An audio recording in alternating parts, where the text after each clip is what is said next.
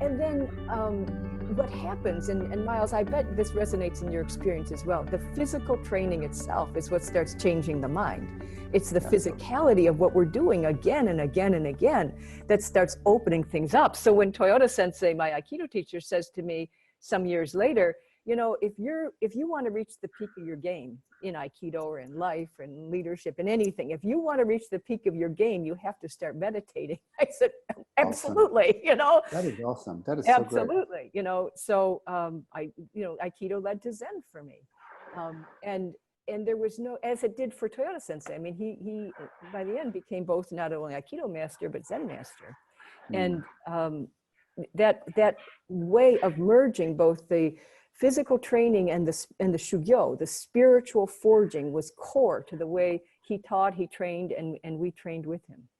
That's beautiful. So I love what you said, that the physical training actually changes your mind. Absolutely. But there's no guarantee, because I can bring my mind to the physical training, a technical Aikido. You know, let's say my ego that wants to get better, faster, stronger, that behind it all there's fear. So I'm trying to prove myself. I can bring that mind, the contracted egoic mind, to Aikido and reduce Aikido to that. Right. But if I'm in a context that's a principles-based approach, we learn techniques, we learn ways to do Aikido, etc.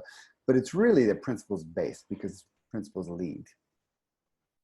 You know, principles are greater than techniques. Techniques are particular, principles are universal. But if it's that, then indeed it will change my mind. It will change I think it even changes the nervous system, how we physically move in space. And maybe that's actually a good segue, because I think the most fundamental in Aikido, we could say a principles-based approach, but really the meditation actually takes us to the source of all principles. Well, ideally. So how is Aikido, how does meditation do that for us? Well, you know, the beauty, the part that meditation added to my Aikido training is that it stops. It stops. Aikido is always in motion. It's always, you know, we're always in relationship and working with harmonizing energy and movement. In Aikido, then you go to then in Zen, then you'll go to the still point. You'll go to that place where that out of which all movement emerges. So when you can go right to that still point and then first, there's a deep, I will share with you the first time I avoided sesshin, which is intense Zen training, you know, for a number of years, because I knew it was going to be a deep place. But the first time I went to it,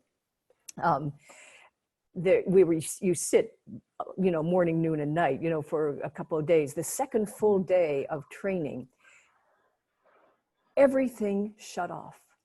It was like a television set that had been jabbering in my mind, just was shut off. And I didn't even know it had an off switch. You know, I didn't even know this was possible.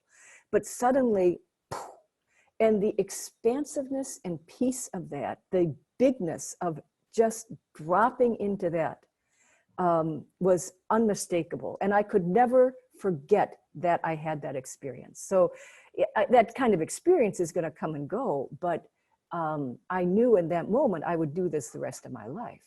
So I couldn't have reached that still point in Aikido alone, because in Aikido, so many muscles and everything have to be moving all the time to be working with gravity and working with partners and extending energy this way and that way and turning. So there's a frequency, there's a vibration to it that operates at a certain frequency. If you think of it just from a physics point of view, to get to a lower frequency, you have to stop the body. And you stop the body, it's going to change the frequency of the brain. It's going to change what the way insight emerges. It changes what fields of energy we're able to resonate with. Again, you look at it from a physics point of view, it changes the condition that suddenly new states are opening up to us.